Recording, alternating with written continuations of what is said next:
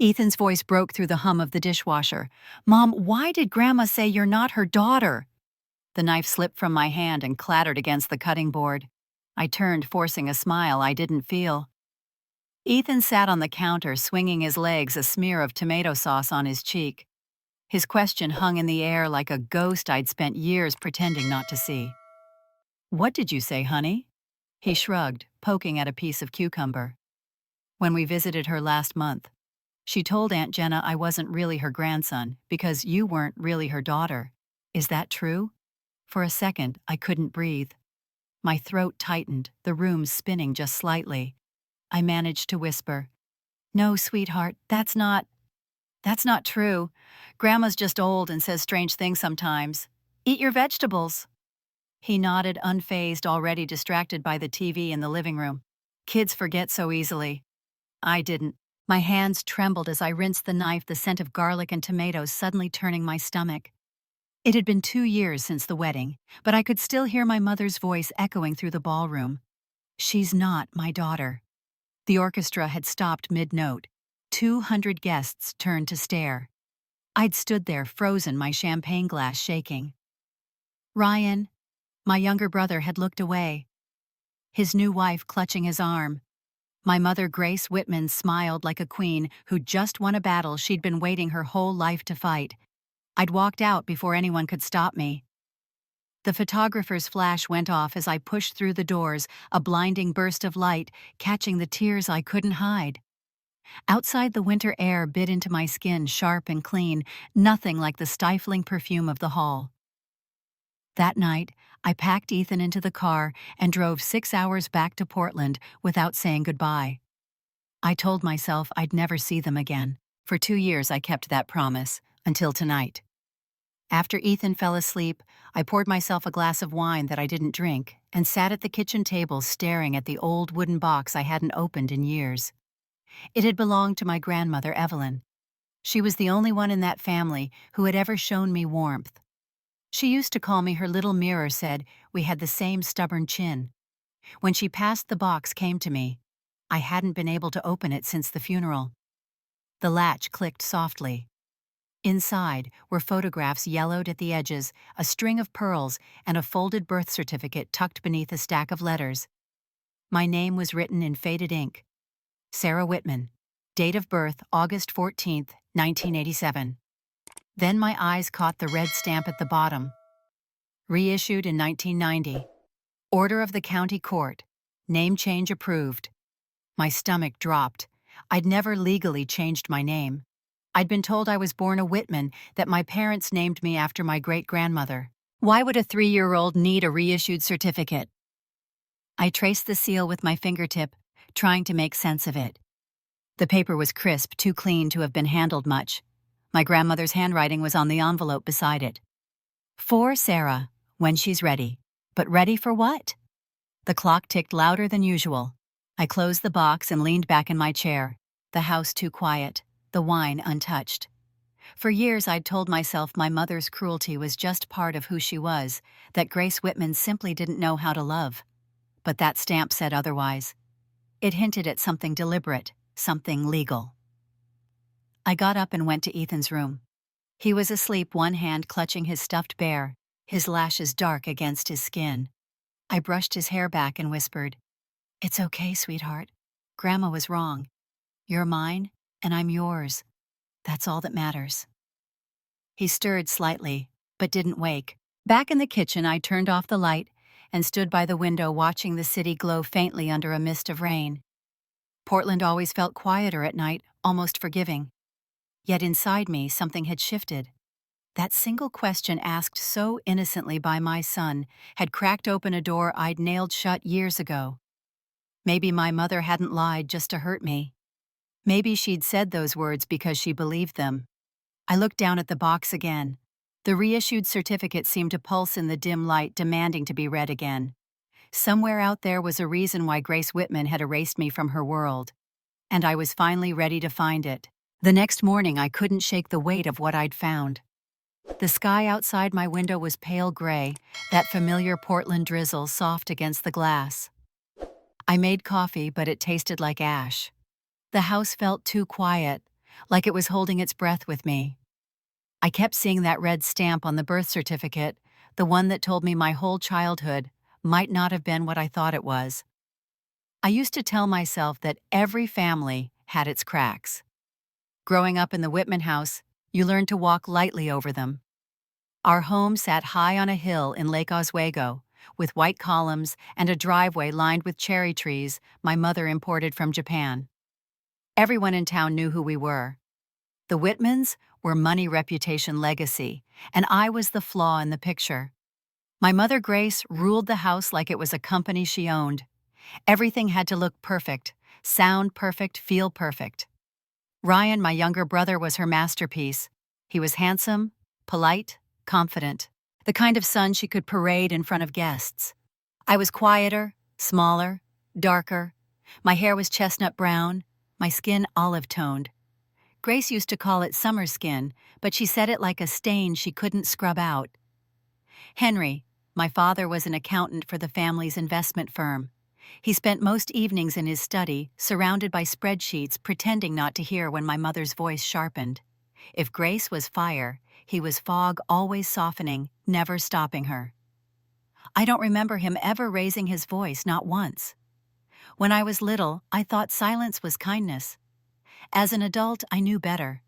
Silence was just another form of surrender. I tried for years to be the daughter my mother wanted. I practiced piano until my fingers ached, joined debate club because she said smart girls know how to sound smart, wore clothes.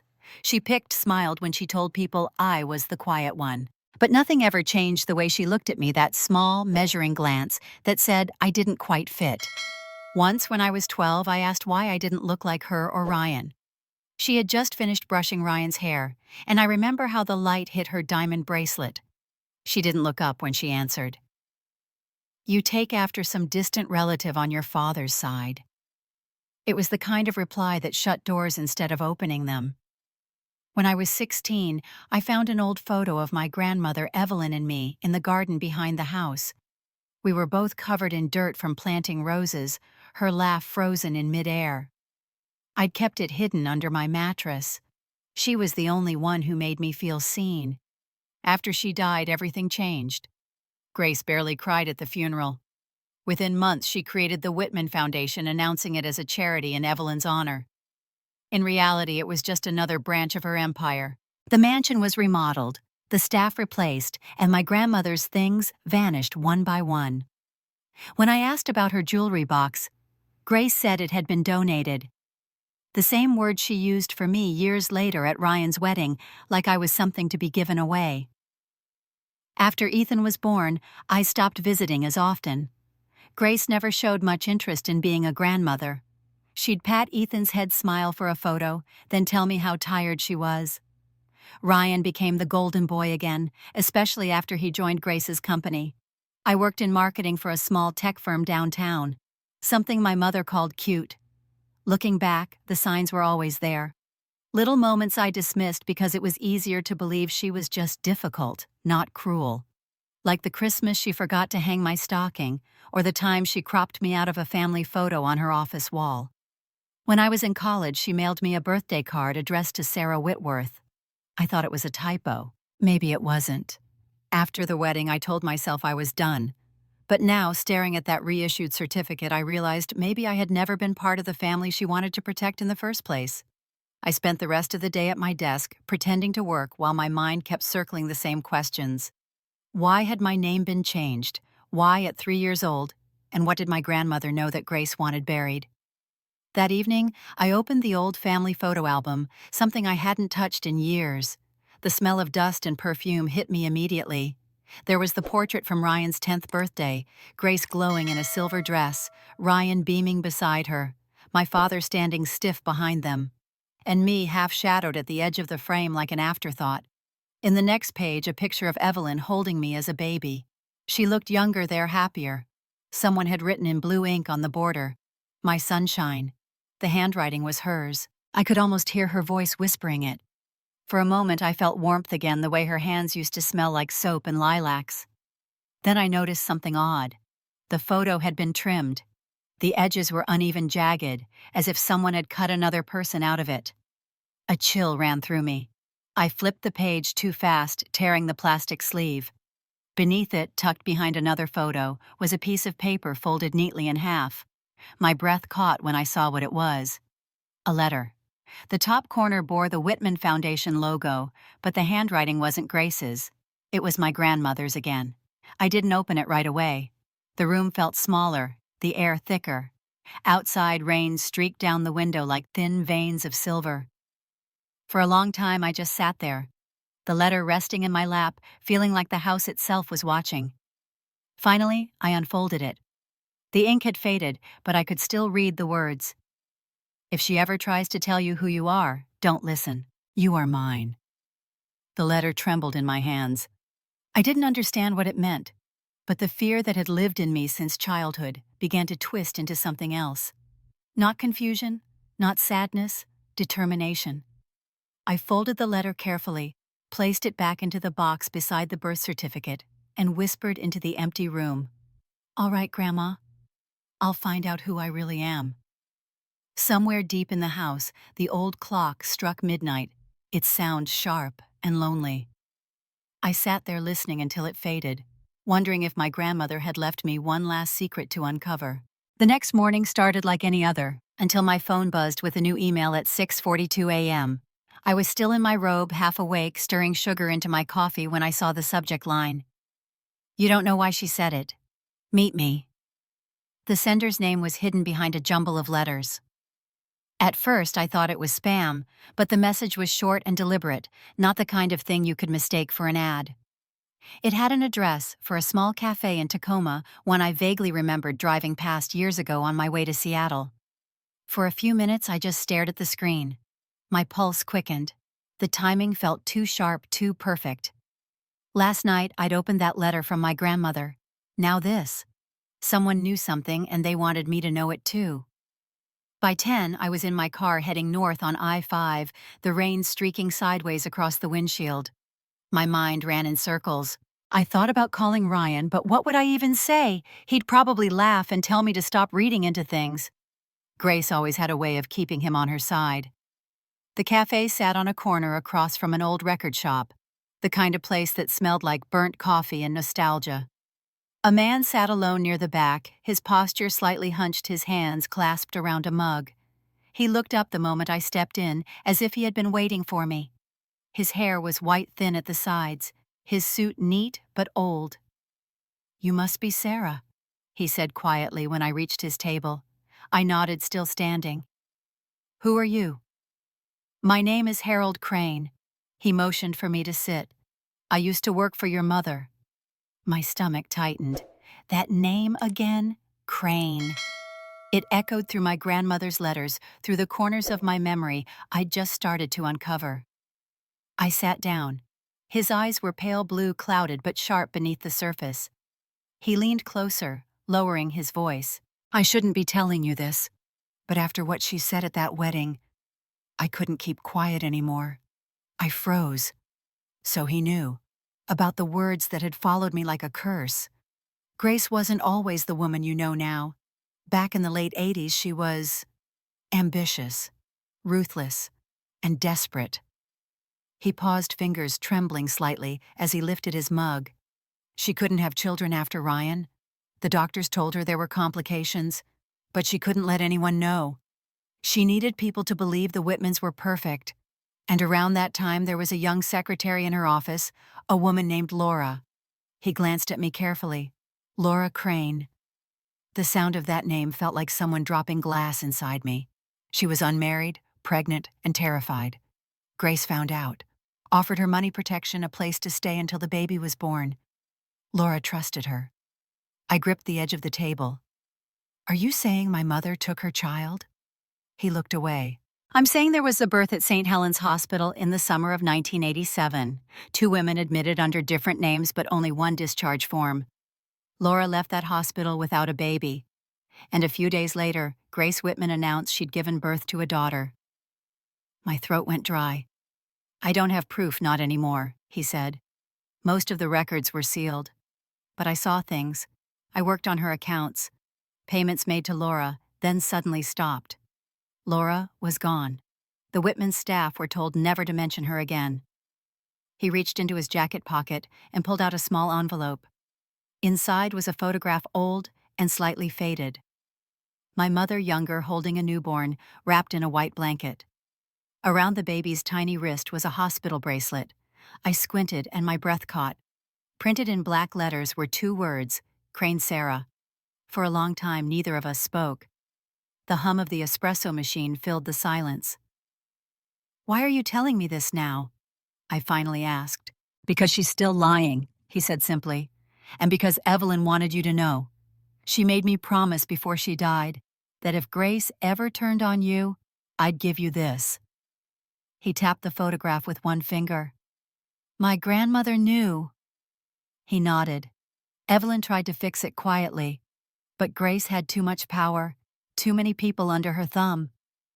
After Evelyn passed, I left the company. I thought maybe things would settle. Then I saw that video from the wedding, your mother saying those words." He looked down at his coffee. "She believes them, you know. Somewhere deep down, she's convinced you don't belong to her." I sat back dizzy, the air thick with the smell of roasted beans and rain-soaked coats. Outside, the clouds were breaking apart, a thin sliver of sunlight pushing through. Harold's voice softened. "I know this could ruin everything, Sarah. It already ruined lives once. But you deserve to know where you came from." He stood slowly, his knees cracking, and laid a small card on the table. "St. Helens Medical Archives," he said. "Ask for Eleanor Price. She was a nurse there in 1987. She'll remember." I picked up the card, my fingers shaking. When I looked up, he was already putting on his coat. "Harold." I called after him. "What happened to Laura?" He paused at the door, the light catching the side of his face. "Some say she left town. Others say she never made it that far." And then he was gone.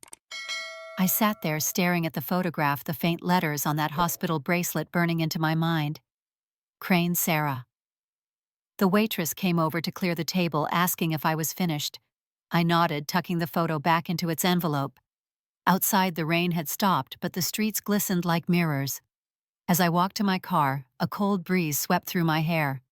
For the first time in years, I felt like someone had cracked open the shell around my life and shown me what was hiding inside. Grace Whitman had always said I was ungrateful, difficult, different. Maybe she was right. Maybe I was never hers to begin with. I sat behind the wheel, the photo resting on my lap, and whispered into the empty car, "If she stole me, I'll make her give me back." Then I started the engine and turned toward the highway, the city lights fading behind me as Tacoma disappeared in the rearview mirror. The drive to St. Helens took 2 hours, most of it spent rehearsing what I would say to the hospital staff. I told myself I was just confirming details, but my chest thudded with something heavier. The photograph from Harold sat on the passenger seat, its edges soft from the number of times I had looked at it since leaving Tacoma. Crane Sarah. Every time I saw those words, my name felt a little less mine. The hospital was older than I remembered, its brick walls, worn ivy crawling up toward the windows. Inside, the lobby smelled of disinfectant and coffee. I walked to the records office, palms damp. The woman behind the counter looked up from her computer with a professional smile. "I need access to a birth record from 1987. I said, my voice calm but tight. She typed for a while, asked for my ID, then frowned at the screen. "I'm sorry," she said. "Those files are sealed. Court order. Who requested it?" She hesitated. "It says by Grace Whitman. Legal confidentiality. You'd need a court release to see anything." Hearing my mother's name hit like a slap. I leaned closer, lowering my voice. "I'm her daughter." The woman's polite tone softened into discomfort. "Then you'll need her permission." I thanked her and left before my voice could break. Outside, the rain had picked up again, soaking through my coat as I crossed the parking lot. Grace had planned everything. She hadn't just hidden me, she'd made sure no one could ever prove it. I sat in the car, gripping the steering wheel. There had to be someone still alive who remembered that night.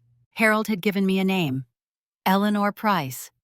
I searched on my phone until I found a listing: Eleanor Price, 74, retired nurse living in a small town outside Salem, 2 hours away.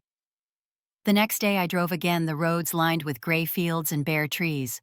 When I pulled up to her house, I saw wind chimes on the porch and a row of potted plants that had been left to die in the cold.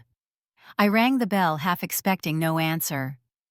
After a moment, the door opened a few inches. A woman peered out, her silver hair tied back, eyes sharp behind glasses. "Mrs. Price?" I asked. "Depends who's asking." "My name's Sarah Whitman. I was born at St. Helens in 1987. Her eyes widened slightly. She studied me for a long time before opening the door wider. "Come in," she said quietly. The house smelled of old wood and tea. A cat stretched across the couch, barely moving. Mrs. Price poured hot water into 2 mugs and handed me one. "You look like her," she said. "Like who, Laura?" My fingers tightened around the mug. "You knew her." "I did. She worked in the administrative office. Sweet girl. Too young to handle what happened to her." She sat across from me, her hands trembling slightly. "People said she died in an accident," I said. Mrs. Price shook her head. "That's what Grace wanted people to think. Laura didn't die then. She was sent away." I leaned forward, my heart pounding. "Sent where Grace found out Laura was pregnant.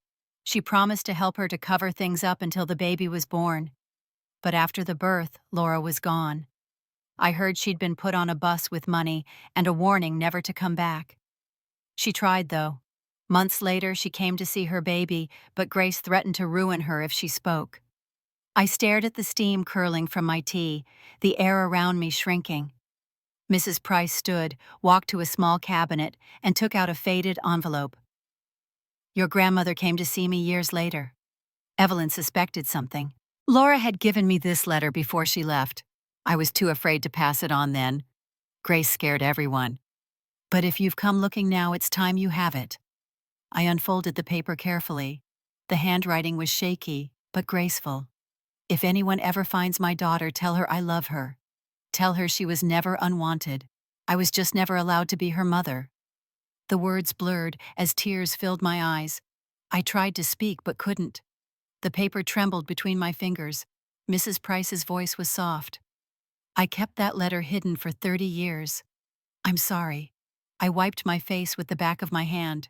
"What happened to Laura after that?" "She left Oregon. I heard she died a few years later. Cancer, maybe? Alone." The weight in my chest grew heavier. A woman who had loved me enough to fight for me had been erased just like me. Mrs. Price watched me for a moment, then said, "You shouldn't dig too deep into Grace. She's powerful, and people still owe her favors." I folded the letter, slipping it into my coat pocket. "I'm not afraid of her anymore." "You should be," she said quietly. Outside, the sky had cleared the air sharp with winter light. I stood on the porch staring at the fields stretching out beyond the fence. Somewhere out there in a grave I'd never seen was a woman who had carried me into this world and been punished for it. I got in my car and held the letter against my chest. My hands were shaking, but not from fear. It was anger now, cold and precise. Grace Whitman had stolen everything from Laura, her child, her name, her truth. As I started the engine, I caught my reflection in the rearview mirror. My eyes looked nothing like Grace's. For the first time, that felt like a gift. I glanced once more at the letter on the seat beside me. The ink had faded, but the love inside it felt alive. By the time I pulled back onto the road, one thought had taken hold, clear and steady. She took my mother's voice away. I'm going to give it back. That night I couldn't sleep. The letter from Laura lay on the nightstand beside my bed, the paper soft from how many times I'd unfolded it. I read the same line again and again until the words burned into me. I love her even if I was never allowed to be her mother. Every time I read it, my chest tightened. I wanted to scream, to break something, to make my mother face what she'd done. But before I did anything rash, I needed to talk to Ryan. My brother had always been the bridge between me and Grace, or at least that was what I used to tell myself. He was calm, charming, the kind of man who never raised his voice, but always got what he wanted. If anyone in that family still had a heart, it would be him. I called him the next morning. He sounded surprised to hear from me, but agreed to meet. We chose a quiet bar downtown, the kind with low lights and the faint smell of whiskey soaked into the wood. When I walked in, he was already there, a glass of scotch in hand, wearing a pressed shirt, and that same detached smile he'd learned from our mother. He stood to hug me, but I didn't move. His arms fell awkwardly to his sides. I sat down, feeling his eyes scanning me, trying to guess why I was there. "You look tired," he said softly. I ignored the comment. "I found her." He frowned. "Who, Laura Crane?" The name hung in the air. He froze for a second, then looked down at his drink. I saw the muscle in his jaw twitch. I continued. "She worked for Grace. She gave birth to a baby at St. Helens. That baby was me." Ryan didn't look shocked. He just exhaled a long, slow breath and rubbed his forehead. "I knew you'd find out eventually." My stomach dropped. "You knew?" He nodded, still staring at his glass. "Mom told me years ago. She said it was better if you didn't know." My voice rose before I could stop it. "Better for who?" "For her. For you." He winced. "Keep your voice down, Sarah. Don't tell me to calm down. You've known all this time, and you said nothing while she stood in front of hundreds of people and said I wasn't her daughter." He looked up at me finally, his face pale. "She told me not to interfere. She said she'd cut me out if I did. I didn't want to lose everything I'd built." There it was. The truth, simple and ugly. He hadn't been protecting me, he'd been protecting himself. "You stood there and watched her humiliate me," I said quietly. "And you did nothing because you were afraid of losing her money." Ryan's mouth tightened. "You don't understand how she works. She's destroyed people for less." I leaned closer. "You think I don't understand? She destroyed me the day she took me from my mother." He opened his mouth, but no words came out. For a moment, he looked almost human guilt flickering behind his eyes. Then it was gone. He reached for his drink, buying time. "You shouldn't dig into this, Sarah. It's done. Grace can't change the past." I laughed, a sound that came out sharper than I intended. "No, but she can rewrite it. And you're helping her." His hand trembled slightly as he set down the glass. "She did what she had to do. Laura couldn't take care of you. That's what she told you." "That she rescued me." Ryan's silence was answer enough. I pulled the folded letter from my purse and slid it across the table. "Read it." He hesitated, then picked it up. His eyes scanned the words. When he finished, his shoulders slumped. "She loved me, Ryan. She was alive when Grace told everyone she was dead." He looked sick, but still said nothing. I asked, "Did Grandma Evelyn know?" He nodded. "Yeah. She tried to fix it, but Mom shut her out. That's why they stopped talking before Grandma died." The room seemed to tilt. For years I'd blamed myself for not being close to my grandmother near the end, and now I realized it was never my choice. Grace had cut me off from the only person who could have told me the truth. I pushed back my chair, my voice low but shaking. "You've been complicit in all of it. The lies, the silence. You let her erase me." Ryan reached out his hand, brushing my sleeve. "I'm sorry," he said. "I didn't know what to do. You could have told me I said standing. You could have done the right thing." He looked up at me helpless. "What are you going to do?" I stared down at him, feeling the anger settle into something cold and deliberate. "I'm going to make her face it. In public." He shook his head. "Don't. She'll destroy you, Sarah. You don't know how much power she has." I leaned forward until our faces were close enough that he could see the tears sliding down my cheek. "She's already destroyed enough. Now it's her turn." He didn't stop me when I walked out. The night air outside was cold and wet, the streets shining under the streetlights. I stood there for a moment, breathing hard, trying to steady myself. Behind me through this bar window, I could see Ryan still sitting there, shoulders hunched, staring into his empty glass. For a second, I almost felt sorry for him. Then I remembered the way he looked away at the wedding, the way he'd stayed silent while our mother stripped me of my name. I walked to my car, every step sharper than the one before. My reflection in the windshield looked different now, harder, clearer. I started the engine and sat in silence, letting the rain drum against the roof. Somewhere deep down, a new thought took shape. Grace had built her life on lies, and Ryan had helped her keep them standing. If I wanted to bring her down, I couldn't just reveal the truth. I'd have to make her say it herself. The idea burned bright, terrifying, and certain. I shifted into gear, watching the bar disappear in the rearview mirror, and whispered to the empty street. It's time she learns what it feels like to lose everything. The next morning, I drove to Lake Oswego with no plan other than to face her. My hands shook on the steering wheel the whole way, the letter from Laura folded inside my coat pocket, like a blade I wasn't sure I had the courage to use. The Whitman house looked exactly as I remembered it, clean lines and white pillars, roses still blooming in the yard, even though it was late fall. Grace's world never wilted, it only froze in perfection. I parked by the gate and stood there for a moment listening to the quiet. My pulse thudded in my ears. Then I walked up the steps and rang the bell. It took a while before the door opened. She stood there in a cream sweater and pearls flawless as ever. For a moment she looked almost surprised to see me. Then her eyes hardened. "You again," she said flatly.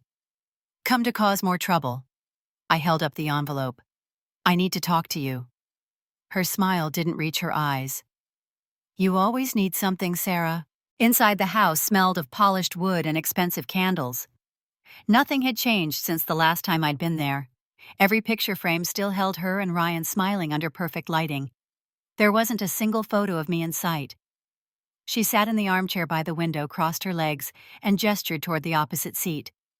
"Speak quickly. I have a meeting." I didn't sit. I took the letter from my pocket and placed it on the table between us. "I found this yesterday. It's from Laura Crane." Her hand twitched, barely perceptible, but I saw it. "Where did you get that?" "Does it matter?" "You lied about her.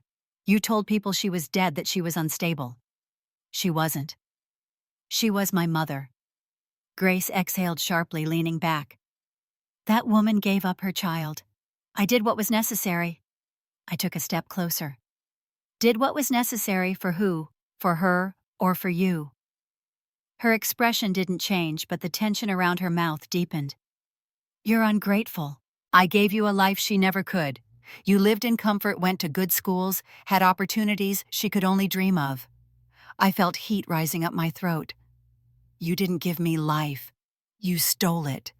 You took her child, made her disappear, and called it love." Grace stood up slowly, her face inches from mine. "I did what was right for this family. You were better off with me than growing up poor and forgotten." "Poor and forgotten," I repeated quietly. "That's what you called her. But she never forgot me." I opened the letter and read aloud, my voice shaking. "Tell her I love her, even if I was never allowed to be her mother." Something flickered in her eyes, just for a second before she turned away. "You shouldn't have gone digging. The past is buried for a reason." My voice broke. "Why did you hate me so much?" She turned back, her face cold. "Because you were never mine. Every time I looked at you, I saw her. I saw weakness." The words hit like ice. I swallowed hard, trying to steady my breath. "So all those years, every cruel thing you said, every way you made me feel small, it was because I reminded you of the woman you destroyed." Grace crossed her arms. "I made you who you are. Everything you have is because of me." "No, everything I have is despite you." Her lips pressed into a thin line. "If you think you can embarrass me with your little discoveries, think again. No one will believe you." I looked around at the pristine room, at the trophies, the awards, the smiling faces in every frame. "You built this house on lies," I said softly. She stepped closer, her perfume sharp in the air. "If you go public with this nonsense, I'll ruin you. I'll make sure no one in this city will even speak your name." I met her gaze. "You already did that." For a moment the mask slipped. I saw something raw flash across her face, fear maybe or shame, but it vanished as quickly as it came. She straightened her shoulders. "Get out of my house." I didn't move. "You're going to tell the truth, Grace. If not to me, then to everyone else." Her voice rose brittle and sharp. Don't call me that. I am your mother whether you like it or not. No, I said quietly. My mother loved me. She wrote to me. You only loved the idea of owning me. The silence between us thickened until I couldn't breathe. Outside sunlight cut through the blinds, striping the room in harsh gold. Grace turned away, her back rigid. Leave before I call security. I picked up the letter, slid it back into my pocket. When I reached the door, she spoke again, her tone calm but venomous. If you ever tell anyone about this, I'll make sure the world turns its back on you. I paused, hand on the doorknob. I don't need the world, I said softly. You turned your back on me a long time ago. When I stepped outside, the wind hit me cold and clean. My heart pounded against my ribs, a mix of fury and relief. I walked down the steps without looking back, the sound of the door slamming behind me, echoing like a gunshot. In the driveway, I stopped and pulled out the letter again, tracing Laura's handwriting with my thumb. My hands were shaking, but my mind felt clear for the first time in years. Grace thought she still controlled the story. But she had just given me what I needed, the proof of her cruelty, the confession that she'd never loved me, because I wasn't hers. I folded the letter, tucked it safely away, and whispered into the wind, "She's going to tell them herself." Then I got in my car and started the engine, watching the house shrink in the rearview mirror. The next few days moved like a blur. I barely slept. Every time I closed my eyes, I saw her face the way she said those words, like they were a badge of honor. You were never mine. I replayed them until I could hear nothing else. It didn't take long for my plan to form. Grace had always hidden behind her image, behind the perfect facade of the Whitman name. So I would tear it open in the one place she couldn't control, a camera lens. I called Channel 8 a Portland news station, known for its local human interest stories. I told them my name, gave them a few details, just enough to get their attention. The reporter on the line was a woman named Linda Harper. She didn't sound surprised, only intrigued. She asked to meet the next morning. We met at the studio downtown. Linda was in her 40s, sharp eyes, calm voice. She listened as I told her everything. Harold's confession, the sealed hospital records, Laura's letter, Grace's threats. I placed the envelope on her desk. She opened it, read in silence, then looked at me. "Are you sure you want to go public with this?" she asked. "Once it's out, there's no undoing it." I was sure. My mother had silenced one woman 30 years ago. I wasn't going to let her silence another. Linda nodded. "We'll do it live. It will carry more weight that way." The idea made my heart pound, but I agreed. She scheduled the interview for the end of the week.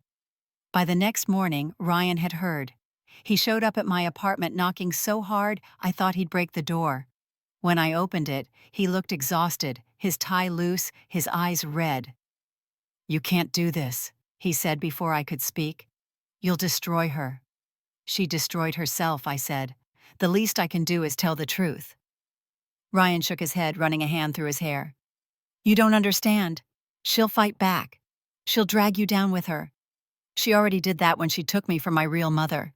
He stared at me for a long time, like he was searching for the sister he used to know. Finally, his shoulders sagged. "What do you want from this Sarah revenge?" "I want my name," I said. "I want people to know who I am." He stepped back, defeated. "I hope you know what you're doing." When he left, I stood in the doorway for a long time, my hands trembling. I almost felt sorry for him, but pity had no place in what was coming. The day of the broadcast arrived cold and clear. The studio lights were harsher than I expected, the air heavy with the scent of coffee and wires. Linda stood beside me while the crew tested microphones. "Nervous?" she asked. I looked at the camera and shook my head. "Just ready." The countdown started. A red light blinked. Linda began with the basics, her tone measured. "Today we're speaking with Sarah Whitman, who has come forward with allegations about one of Portland's most prominent families." I told my story carefully, each sentence steady but sharp. I talked about the sealed birth record, the missing nurse, the letter from Laura Crane. I said my mother had built her life on lies, and that I was one of them. Halfway through, a murmur rippled across the studio floor. Linda's eyes darted past me, and I turned. Grace was walking toward the stage, escorted by two of her assistants. She looked immaculate, her hair perfect, her pearl necklace gleaming under the lights. "What are you doing here?" I asked. She ignored me, turning to the cameras. "This interview is over," she said, her voice clipped. "These claims are false. This woman is confused." The director shouted for security, but no one moved. Grace's presence sucked the air out of the room. Linda tried to regain control. "Mrs. Whitman, perhaps you'd like to respond?" Grace cut her off. "Respond to lies. To this woman pretending to be my daughter? She isn't mine." Her voice cracked, echoing through the studio. For a moment, everything froze. Even the cameraman stopped moving. I stood facing her. "You said that before I told her, but now everyone knows why." The room fell silent except for the faint hum of the lights. Grace's face flushed red, her breath uneven. Ryan appeared at the side of the set, drawn there by some mix of loyalty and dread. "Mom, stop," he said quietly. She spun toward him. "You stay out of this." He took a step forward, his voice shaking. "She has every right to know who she is. I should have told her years ago." Grace looked at him like he'd just betrayed her to strangers, which in a way he had. She opened her mouth, but no words came out. For the first time in my life, she looked lost. Linda gestured to the cameraman, and the red light blinked brighter. The feed was still live. Every second broadcasted across the city. I spoke softly, so only the microphone would catch it. "You took my mother's voice. You can't take mine." Grace's knees seemed to weaken. She grabbed a chair for balance, her face pale. Then she turned and stormed out, her heels echoing against the studio floor. The broadcast ended moments later. Linda whispered something to the crew, but I barely heard her. I could only hear my heartbeat steady and calm for the first time in months. Outside, reporters had already gathered, their questions flying. I pushed past them into the cold air, into the noise. My phone buzzed non-stop, messages from coworkers, from people I hadn't spoken to in years. By evening, the clip was everywhere. "She's not my daughter," blared across headlines, but this time the words didn't sting. They belonged to Grace now, a wound she'd opened herself. I sat in my car outside the studio, staring at the glow of the screen on my dashboard. Ryan had sent one last message. "I'm sorry. She'll never forgive us." I typed back, "I don't need her forgiveness." The sky darkened, and city lights began to blur in the drizzle. For the first time since I could remember, I felt something close to peace. The truth was finally out, and Grace's empire of perfection had cracked wide open. Still deep inside, I knew this wasn't the end. People like my mother didn't fade quietly. She'd built her life on control, and she wouldn't surrender it without a fight. As the rain picked up again, I turned the key in the ignition and whispered to myself, "Let her try." By the time a week had passed, the city had already moved on to its next scandal. But my name still echoed on every headline. The video had gone viral. Grace's breakdown on live television was replayed across morning shows and talk radio. The Whitman family, once a symbol of perfection, had become the story everyone wanted to dissect. Grace vanished first. She withdrew from her company, canceled her foundation events, and released a statement through her attorney, citing health issues. The statement never mentioned me. Not once. But it didn't need to. The silence was her confession. Ryan called 2 days later. I almost didn't answer. When I finally did, his voice was small. "I'm sorry, Sarah. I didn't think she'd actually lose everything. She didn't lose everything I said. She still has you." He sighed. "Dad's been in the hospital. Stress, maybe guilt. He keeps asking about you." A lump formed in my throat. "Tell him I'm okay." Ryan hesitated. "He wants to see you." I looked out the window at the drizzle sliding down the glass. Part of me wanted to say no. Part of me wanted to ask why it took losing everything for him to care. But instead I said I'd come. The hospital smelled of antiseptic and rain. Henry looked smaller than I remembered, his face pale, his eyes sunken but gentle. When he saw me, his lips trembled. "Sarah," he whispered, "I'm sorry for everything. I should have stopped her." "You couldn't," I said. No one could. He reached for my hand. I always loved you. You know that, right? I nodded. It was true. His love had been quiet, the kind that tried to exist around my mother's walls. He closed his eyes, his breathing shallow but steady. Before I left, I kissed his forehead. Goodbye, Dad. A month later, I received a thick envelope in the mail from the county clerk's office. Inside were my birth documents. My legal name restored Sarah Crane. My hands trembled as I held the papers. The seal of the court gleamed faintly under the light. For the first time, my name felt like mine. Linda from Channel 8 called that afternoon asking if I wanted to appear again to talk about forgiveness and family. I told her no. Some stories don't need retelling. Some endings speak for themselves. Grace never reached out. Word spread that she had moved to a private retreat outside Seattle. She gave up the house, the company, the life she'd built on appearances. Part of me had imagined I'd feel triumphant when she fell. But when the headlines faded, all I felt was tired. Revenge only fills you for a while. After that, you're left with the silence. Spring came early that year. The trees along the river bloomed before their time, white petals drifting across the sidewalks like snow. On the morning of my grandmother Evelyn's memorial, I dressed simply and drove to the cemetery outside town. I brought the letter from Laura with me. The paper was soft, the edges worn from being folded and unfolded too many times. The grass was damp beneath my shoes. I placed the letter on Evelyn's grave and whispered, "I found her, Grandma.